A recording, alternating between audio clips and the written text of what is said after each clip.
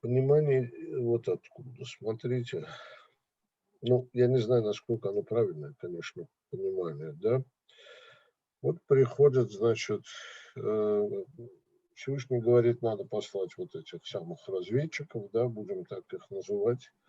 Значит, отбираются люди, идут все это разведывать, осматривают, приносят огромную грусть винограда, дают отчет, и вот тут все начинает ломаться, потому что в этом самом отчете вдруг начинают раздаваться голоса, что ничего не удастся, так сказать, это надо, нас победят, да, условно говоря. Вот,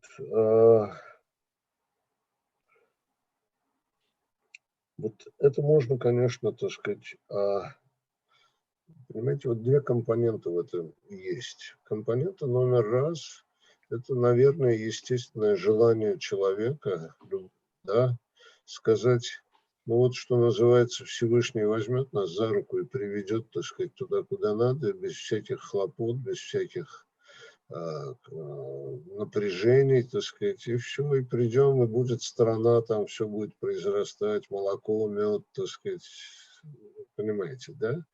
Но вот здесь я как раз усматриваю, это все та же история, понимаете, а, уже которая там несколько раз вот эти возврат, понимаете. А, Всевышний вот здесь как раз есть момент свободы вот выбора, понимаете. Люди сами должны захотеть и сами добиться.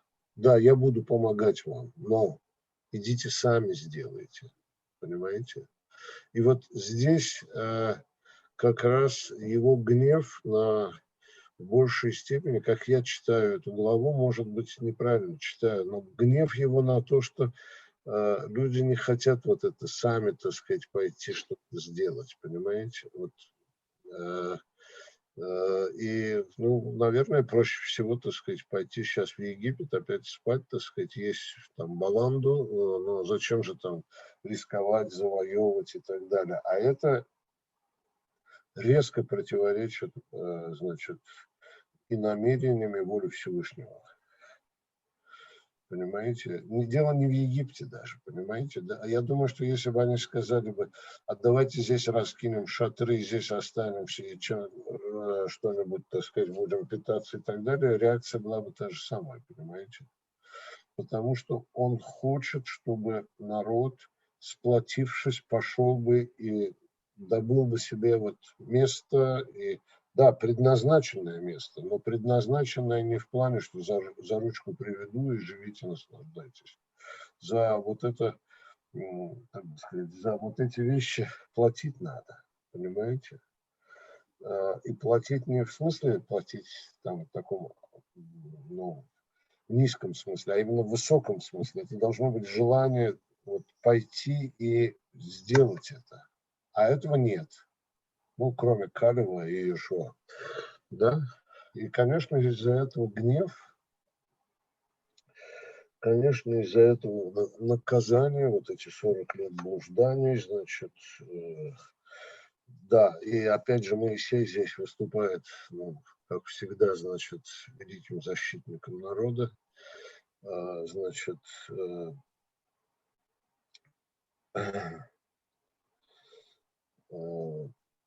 и вот еще одна вещь, вот понимаете, я думаю, что это еще тоже важный момент.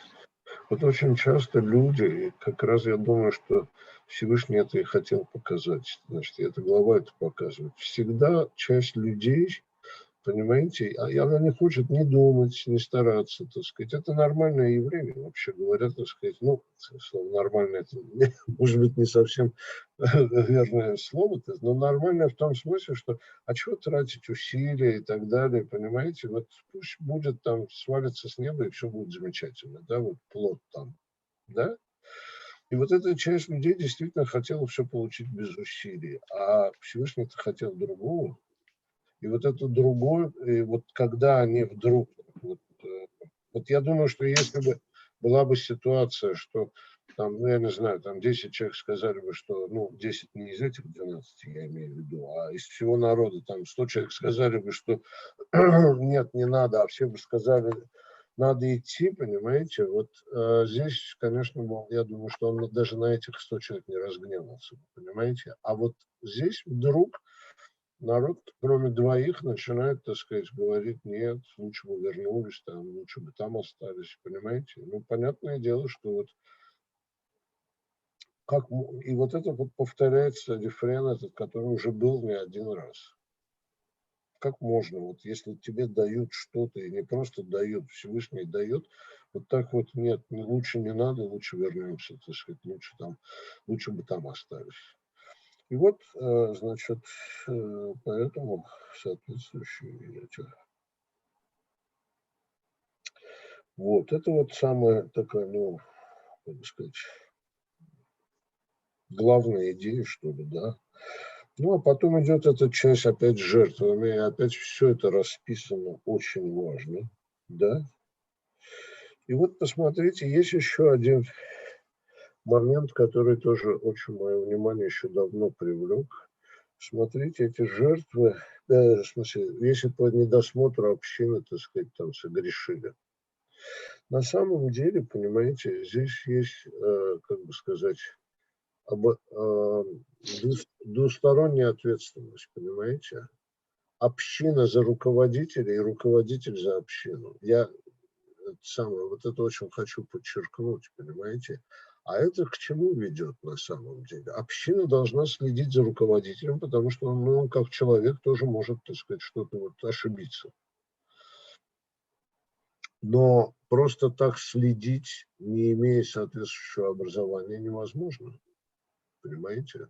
То есть, если я не имею образования, пытаюсь критиковать своего наставника, лидера и так далее, то я могу, так сказать, тут, как бы сказать, насотворять глупости немедленное число, понимаете? Вот. И это как раз вот это то, что община должна следить за руководителями, как раз еще здесь подспудно написано следующее, так сказать, обучайтесь, образовывайтесь и как бы, ну вот некое единение должно быть. Руководитель должен понимать и соответствовать, так сказать, или вести за собой общину, а община должна следить за тем, чтобы он на какой-нибудь неправильный путь не вышел. Вот это, мне кажется, это очень важный момент здесь, который вот здесь обозначен, да. Ну, следующий момент, который тоже, он тоже не один раз в Торе подчеркивается, что равное отношение к своим и к пришельцу, да, и вот очень жестко и очень, значит, это четко обозначено это нарушение субботы. Что суббота – это абсолютно святое, никто никогда не посмеет это нарушить. Вот это вот очень, очень, так сказать. Ну вот, собственно, мои соображения. Ну, про цицит там тоже написано, да. Если по второму будем обсуждать, то я тоже всегда это самое. Вторая – это одна из моих любимых во всей книге, потому что это вот женщина, которая, причем про нее даже открытым текстом написано, что она блудница, Рахав. Вот. Но она, видите, вот она спрятала их, она даже объясняет, что на нас, вот мы слышали, что, так сказать, Всевышний вам дал и так далее. Поэтому я вас прячу, ну, понятное дело, она хочет выторговать взамен, когда вы придете, чтобы семья была спасена. Ну это как-то вот очень, так сказать, это самое насыщенно и живо написано. Вот у меня всегда это, как бы сказать, я читаю какой-то вот такое восхищение ситуацией, понимаете, и людьми, и ситуацией там. Ну вот, собственно, Рэбе, вот эти, пожалуй, два вот этих моих соображения по поводу, да. Вот, я все сказал. Ну хорошо, тогда мы с вами попробуем опять-таки с последнего начинаем и вернемся к самому началу по поводу субботы Я часто говорю, многие со мной не соглашаются, конечно, потому что есть все заповеди важны, но в современности, в том мире, в котором мы живем, фактически два главных акцента ставятся на принадлежности или непринадлежности человека к еврейской традиции. Это шаббат и кашрут. Вот все остальное, то, что называется optional, конечно, это нужно, я имею в виду, это праздники, там всевозможные там ритуальная чистота, неритуальная чистота. Конечно, все это требуется.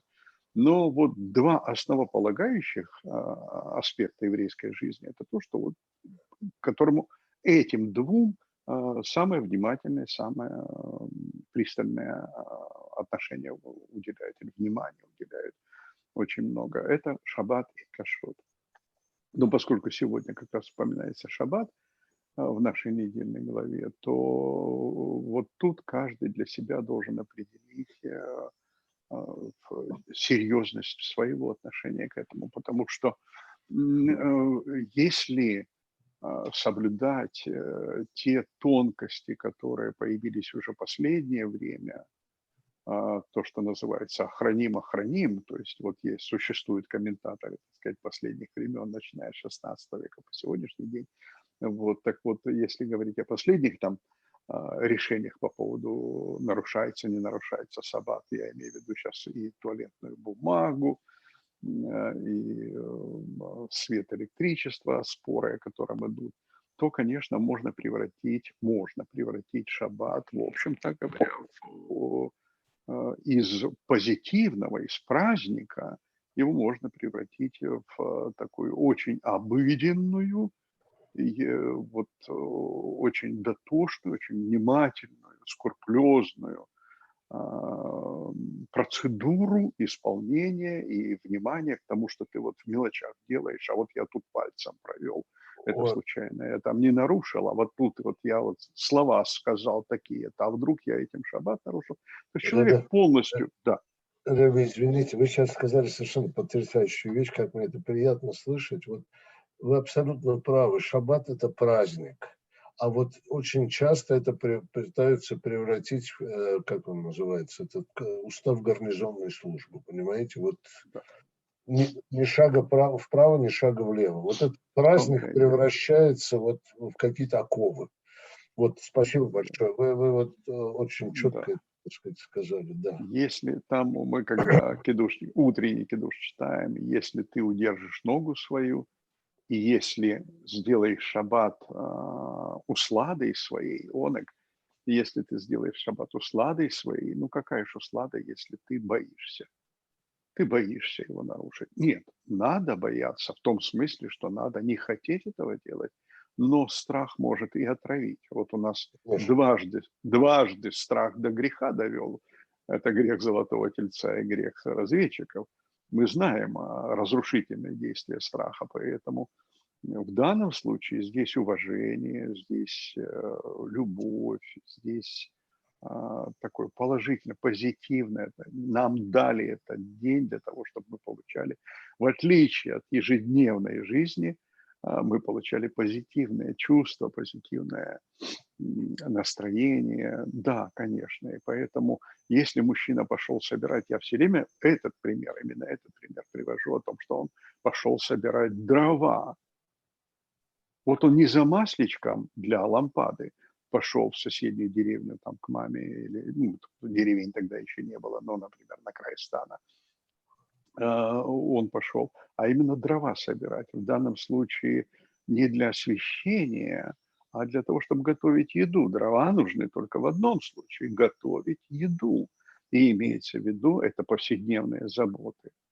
И понятно было, извините, Рэбе, и понятно было, как там написано, что он собирал дрова не одну штуку, так сказать, там, чтобы подогреть супчик, а это была работа, он вкалывал там. Вот о чем речь. Да. Что И нельзя еще, делать. может быть, с запасом даже на следующий день, мы не знаем, может быть, на Вполне, сегодня. Он там Но вкалывал. имеется в виду, это он делал то, что делать нужно повседневно, он должен был сделать, естественно, это в пятницу. Но речь идет не об, опять-таки, не об освящении, не о слове «ор», а о слове «эш». Ну, то есть вот эш – это пламя, а ор – это свет. Поэтому наши мудрецы чуть попозже сделали такие послабления, что, по крайней мере, можно зажигать свечу заранее, и она не является грехом во время шаббата, если она горит довольно долго, не является грехом, на что караимы сказали, что нет, написано никакого огня не зажигай, значит, и этот тоже зажженный должен быть погашен до начала шаббата, то есть никакого огня не должно быть. Не только зажигать или гасить, но и быть не должно быть. Ну вот строгости, не строгости, послабления, не послабления. Но самое главное – это правда не забывать о том, что назвать субботу усладой своей. Это вот праздновать. Субботу надо праздновать. Вот, так что в этом смысле нужно все время самому себе напоминать. Мне понравилось, один из комментариев на эту тему понравился, что в субботу, это мы недавно вот с женой, она у меня тоже раввин, вы знаете, мы обсуждали по поводу как раз зажигания огня или света в шаббат, и я ей привел тогда в пример, что нам запрещено в субботу сердиться, потому что слово огонь, это мы разбирали, какая символика, огонь, воздух, вода и земля в иудаизме, что какие наши термины иллюстрируют эти понятия. Так вот, у нас огонь, как правило, имеет не очень-то хороший оттенок, я имею в виду негативное значение. И один из них, и вышел огонь от Бога и сжег их, помните, Надава и Авиу? Да, конечно. Вот. И дальше, например, в предыдущей, по-моему, главе была жалоба «Иссохли души наши», и комментарий был такой: это огонь желаний иссушает душу, то есть буквально огонь, то, что делает лаваш, яваш, сухим. То есть у нас огонь связан еще с внутренними переживаниями, и гнев в том числе является символом огня, и поэтому запрет не зажигай никакого огня в субботу – это запрет на ссориться или выходить из себя, или сердиться в субботу. То есть огонь твоего негодования не должен быть зажжен в субботу. Это очень красиво. Это Да, очень это очень красиво, красиво, да. это действительно Да, красиво. поэтому это как раз имеет тому отношение, что о чем мы с вами сейчас говорим, о том, что сделай ее праздником. Это не просто не говорить о делах, потому что действительно невольно ты, начиная говорить о делах, сразу вспоминаешь и об убытках, и о там ссорах с начальством, еще что-нибудь. Вот тебе запрещено это делать, чтобы другой огонь не зажегся, чтобы вот огонь негодования там, или наоборот желания не зажегся. Ну, красиво. Но Это здесь красиво. вы мою точку зрения помните, да, я говорил, что, возможно, шаббат народ и создал, так сказать, что, ну, я имею в виду, создал не в смысле Всевышний создал, но вот создал его, так сказать, интеллектуальное там и так далее вот состояние, что вот один выделенный день, в какие незапамятные времена, так сказать, сиди, учись, познавай, не перемывай косточки начальнику ближнему, там, я не знаю, и так далее, а учись, учись и учись, так сказать. Вот это же великая вещь. Не занимайся обычным ежедневным трудом, которым ты обычно занимаешься. Вот это вот, я и говорю, что вот может быть это Всевышний это вот очень глубоко предусмотрел, так сказать, что вот как народ может быть вот поднят, я бы сказал, вот так вот. Интеллектуально именно поднят. Да, да. Ну вот это правда. Давайте вот как-то и скажем себе, что праздник, суббота – это праздник нужно соблюдать. Праздник нужно Правильно. соблюдать. Да. Не должен, мы с вами повторяем, когда мы молитву за здоровье читаем. Сегодня суббота, не должны звучать в этот день жалобы. Да. Вот. даже, тем более страхи. Хорошо. И возвращаясь, так сказать, ко второму вопросу, это ответственность стоящих у руководства общества. Это вот то, что Раша говорил. Миэйней гайда, то есть глазами общества являются его руководители. И это вот то, что я говорил в нашей беседе во вторник. Вот если кто-то миэйней гайда, бишгага, по ошибке совершил, это те, кто руководят обществом, не имеют, ну, конечно, имеют право, но, по идее, вот строго говоря, не имеют права на ошибку, они должны быть очень взвешенным в своих решениях. И в то же время мейней гайда имеется в виду по недосмотру. Чаще всего перевод-то будет по недосмотру, то есть все связано с глазами, но можно понимать аллегорически, как Раша говорит, в данном случае он сам себе противоречит, то сейчас 2 секундочки я.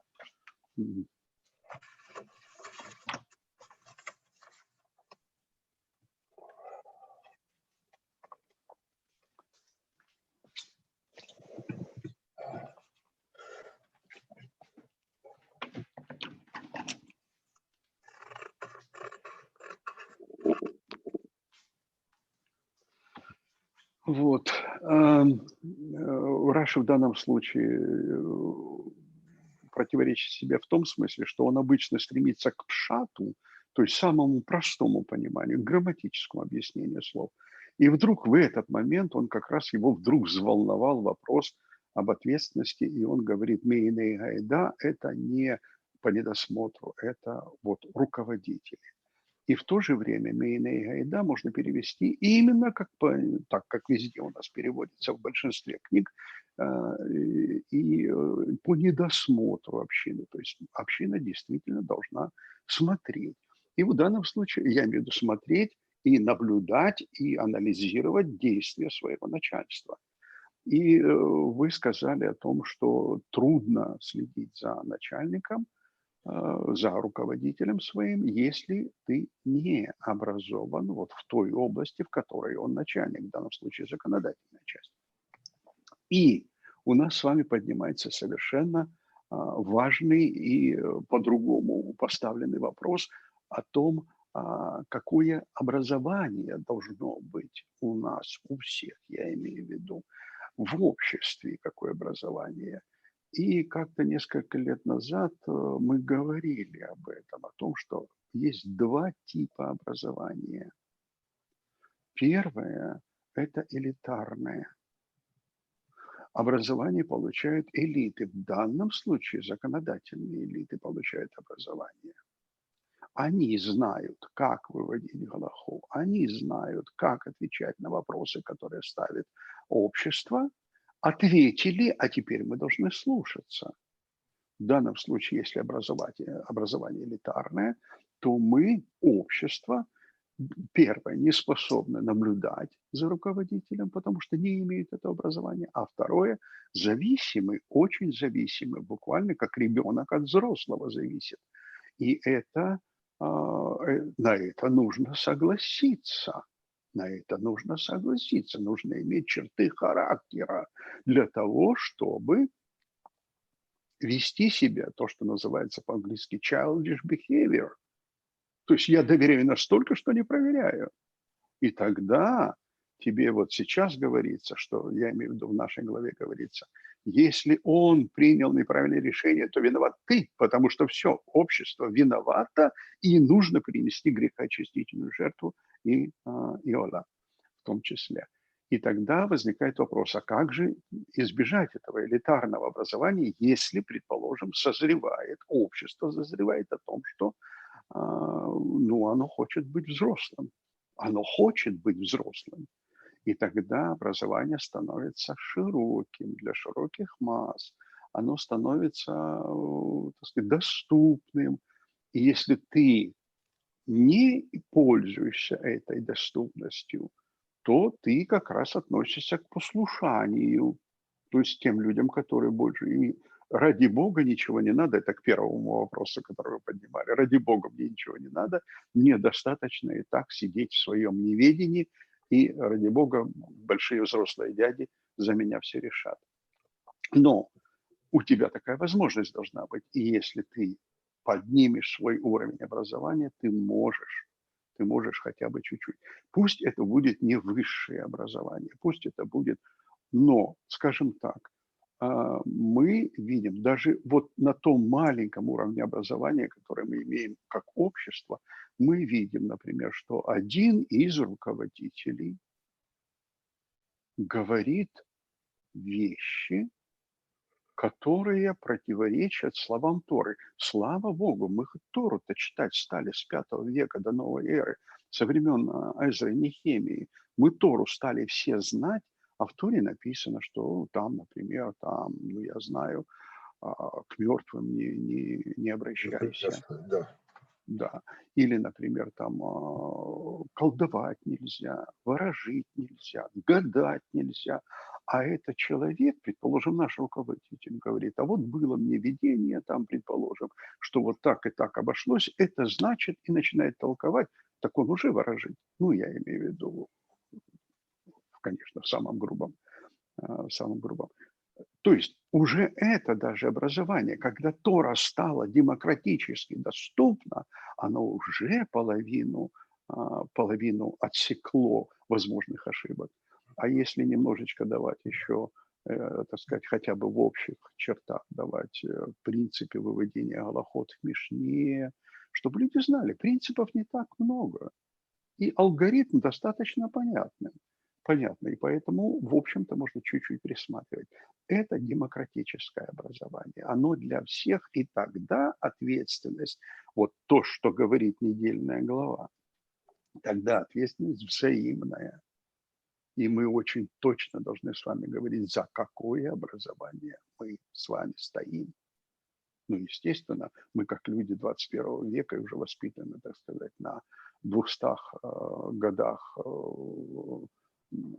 просвещения. Конечно, мы предпочитаем знать и быть взаимоответственными. Иначе... Прошу прощения, вы хотели что-то сказать, я потом немножечко вернусь. Нет, Рэбе, вот я просто хотел сказать, что все абсолютно правильно. Вот именно так. Да. У нас, если мы с вами внимательно будем читать, это практически нереально, потому что это нужно несколько лет этому посвятить, если внимательно читать пророков. Просто пророков читать от начала до конца, как они не в порядке, не в хронологическом порядке расположены, эти книги. Но если читать, то мы увидим, я имею в виду сейчас поздние пророки, не ранние пророки, Шафтим, там, Шмуэль и Малахим, а поздние пророки. Если мы их будем читать, мы увидим с вами, как именно, когда именно, если будем знать хронологический порядок, одна идея сменяет другую. Потому что первые пророки во всех бедах Израиля обвиняют царей и священников, глав. Ну вот, рыба гниет с головы и так далее. Глав обвиняют. То есть вот цари ваши, вот священники ваши, и идут всевозможные обвинения.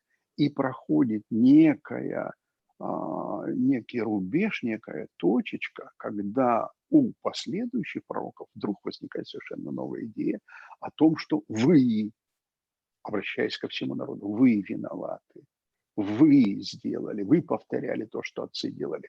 Уходит сам метод обвинения глав, руководителей. Да, а теперь весь народ ответственный.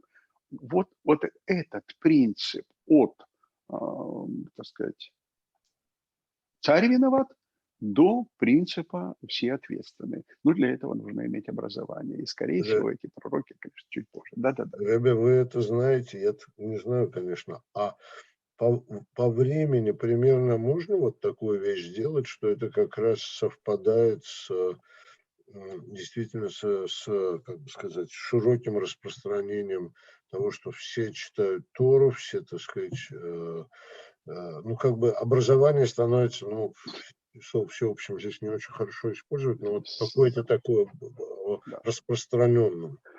Все читают Тору, у нас датируется примерно, ориентировочно, вокруг 500 года до новой эры. Это уже Да, возвращение из истинно вавилонского полезно. Да, плена, а у нас там остается парочка пророков маленьких.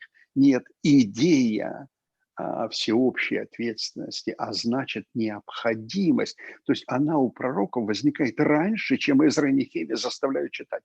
Эзра и Нехемия опираются на пророков и на демократичность образования. И ага, выносят свои решения, ведь они же противоречат тому, что написано в Торе. В Торе написано, раз в 7 лет царь читает Тору с утра до обеда. ага. И Эзра и Нехемия нарушают запрет. Это не запрет, это, Не запрет, так конечно. сказать, так сказать, положительная заповедь о том, что царь должен читать. Нет запрета о том, что никто не должен читать. Но так и не делали. А они сказали, нет, будем читать понедельник, четверг, суббота. Да, но это позже. Скорее, Эзра и Нехемия опираются на идеи, которые предвидели пророки вот около вавилонского пленения. То есть вот те последние пророки, Замечательно, которые... Да, это правда замечательно. очень. И это до сегодняшнего дня. Это до сегодняшнего дня. Если вы видите какую-то группу евреев, которая обосабливает образование только вот для раввинов, только так, для приближенных, то знаете, что это люди со средневековым мышлением, которые хотят привилегий за свое образование. Именно так. Именно так. Потому что тогда, получается, знания дают власть.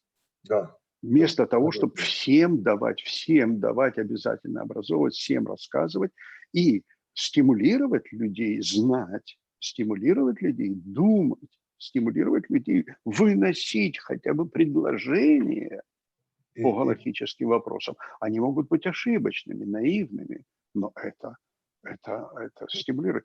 Я сейчас конечно, рассказываю на самом деле о принципах, которые осуществлялись в эпоху, ну, скажем так, в меньшей степени Талмуда, но эпоха гаонов, ну, скажем так, школы Сура и Пумбедита существовали 800 лет. Вы представляете себе школу, ну, давайте назовем современным языком, университет, которому 800 лет. Ну, это монстры, это старейшие, то есть вот эти школы существовали 800 лет. Гауны появляются примерно в VI-VII веках, устоявшаяся уже форма гаоната, то есть начальник, глава Ешивы, он являлся гауном, то есть тот, кто собирал мнения и в конце концов выводил некие постановления, выводил законы, делал некие постановления, и его мнение считалось уже, так сказать, непоколебимым. Вот это Гаон. Но он, правда, там существовала волна, существовала пирамида. Я имею в виду, во главе Ешивы сидел Гаон, потом первые ряды, вторые ряды и так далее. И вот проблема передавалась по рядам к задним рядам, оттуда возвращалась с какими-то решениями к передним рядам.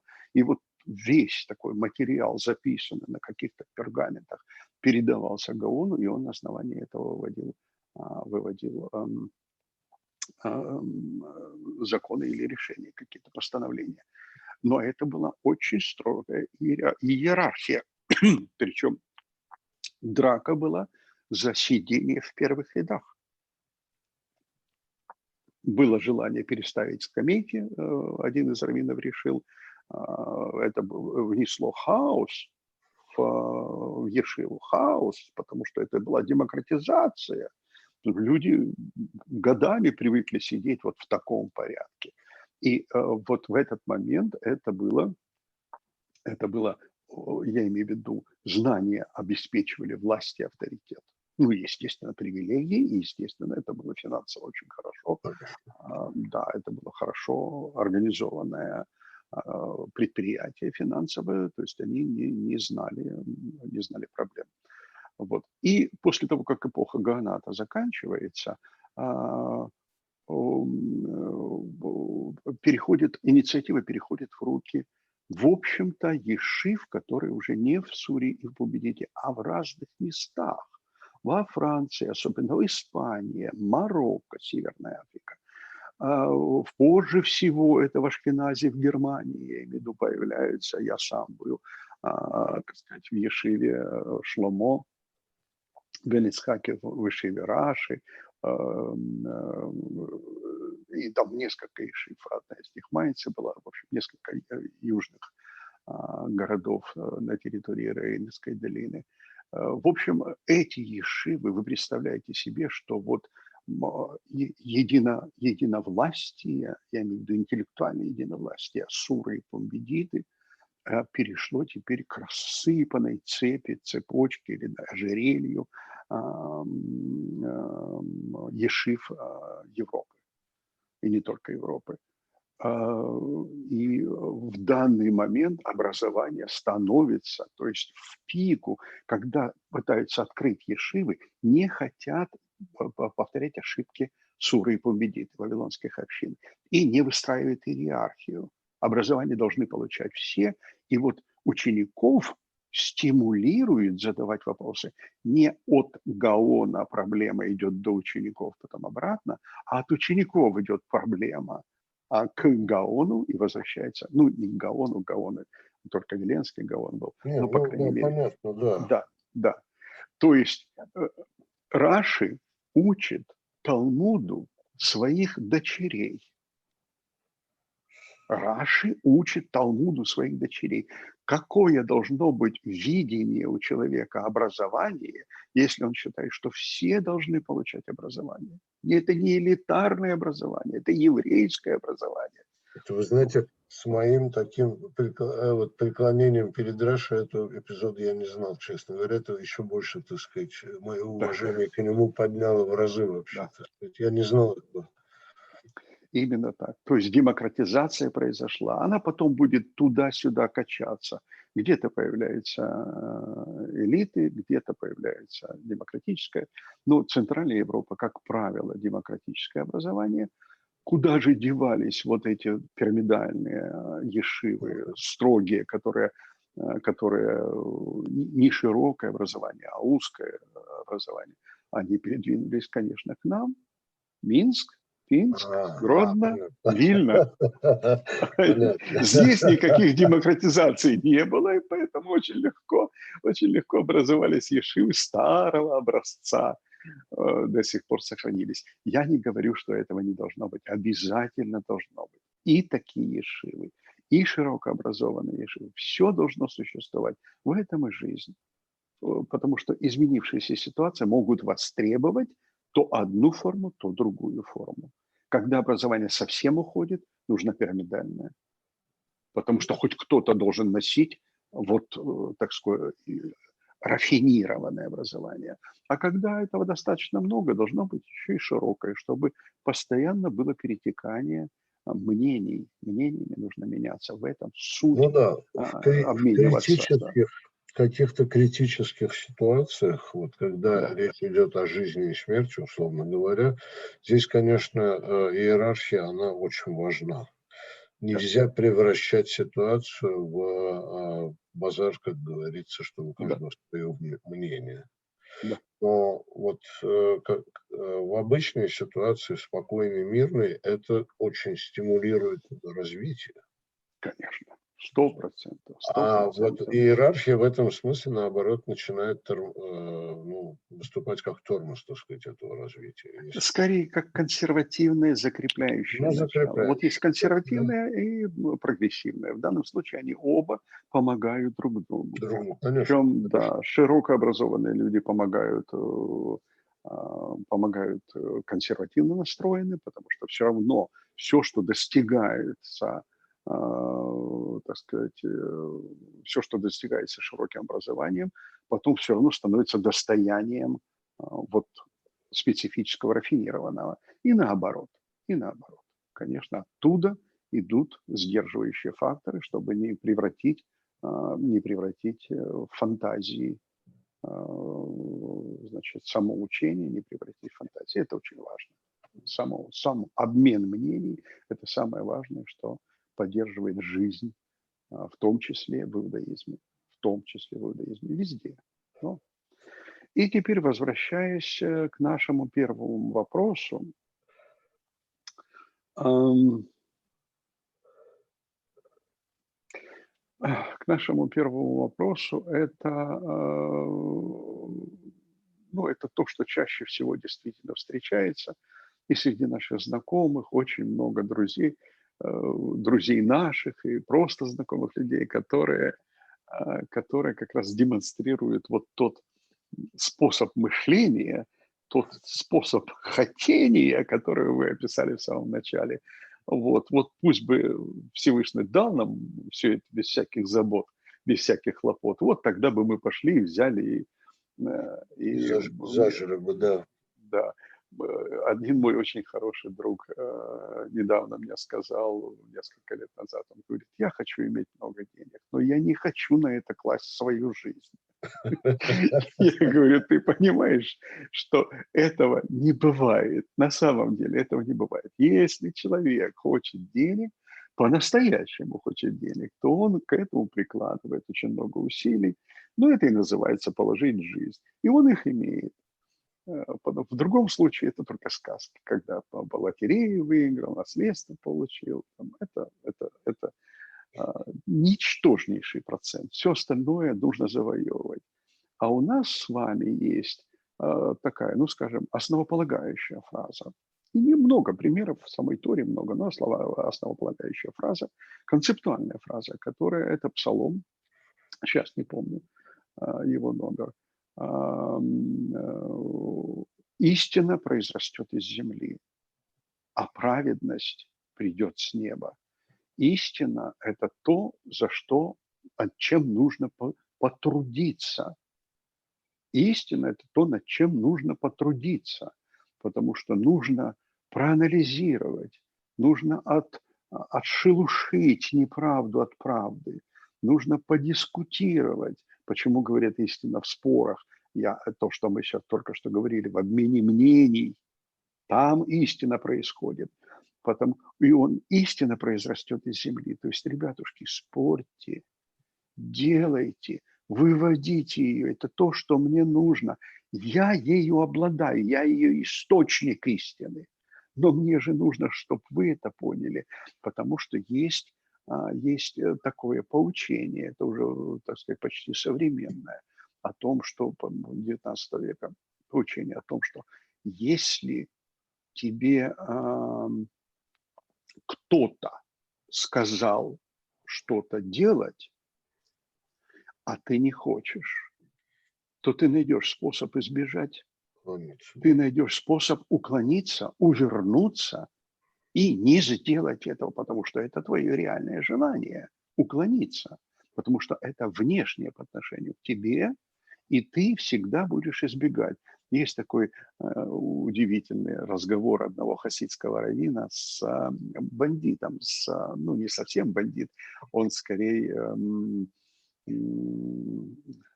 нелегальная торговля, как это у нас называется, контрабанда, да. Он встретил на улице контрабандиста, очень своего старого знакомого, он говорит: ну как у тебя дела? Контрабандист говорит: да все удачно, все хорошо. Царская охранка за мной гоняется, а я, вот ты видишь, до сих пор хожу и, в общем-то, припеваючи живу и продолжаю свою торговлю. А тот говорит: вот своему ученику поворачивается, говорит: посмотри, у нас нет царской охранки, и никто не нарушает наши законы. Почему? Да именно поэтому. Потому что решение не нарушать субботу, решение не нарушать кашрут, решение не нарушать законов внутренние. И тебе не только папа об этом сказал, но ты пережил, тебя научили, ты вычитал, ты посмотрел и принял решение. Это твое решение. Вот что такое истина произрастет из земли. Ребята, я могу вам в голову говорить Всевышний, я могу воткнуть все, что угодно.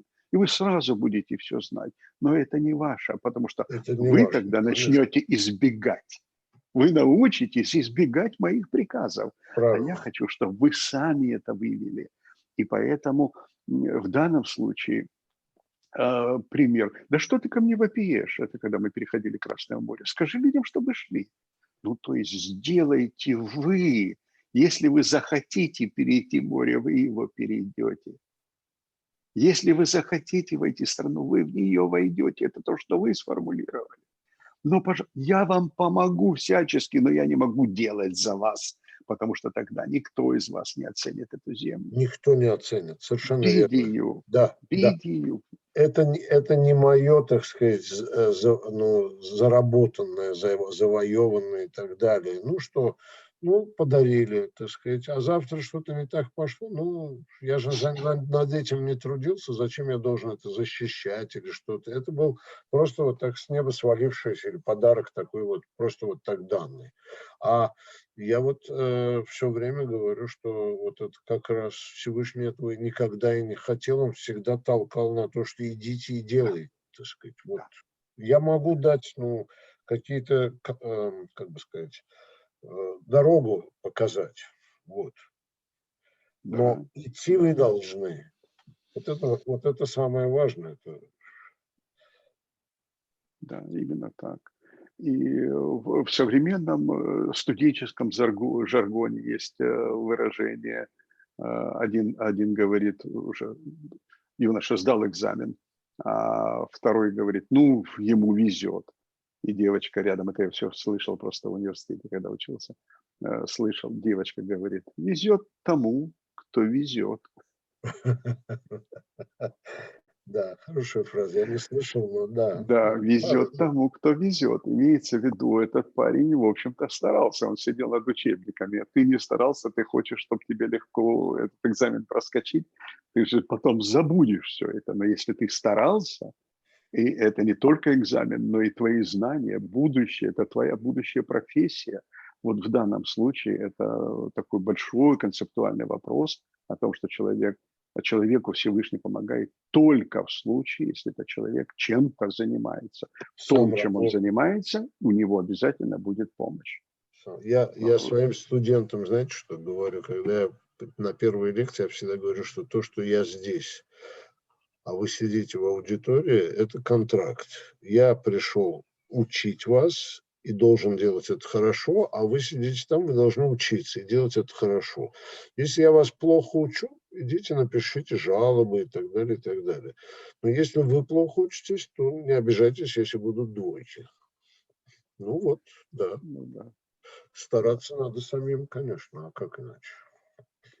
Ну вот на этом давайте тогда и подведем итог. Это Да, самое главное, это даже пожелание всем нашим слушателям о том, что помощь придет только в случае, если мы сами очень этого хотим и делаем. Не и просто делаем, хотим, а делаем. и делаем. Хорошо. Большое Спасибо за спасибо тогда за беседу. спасибо.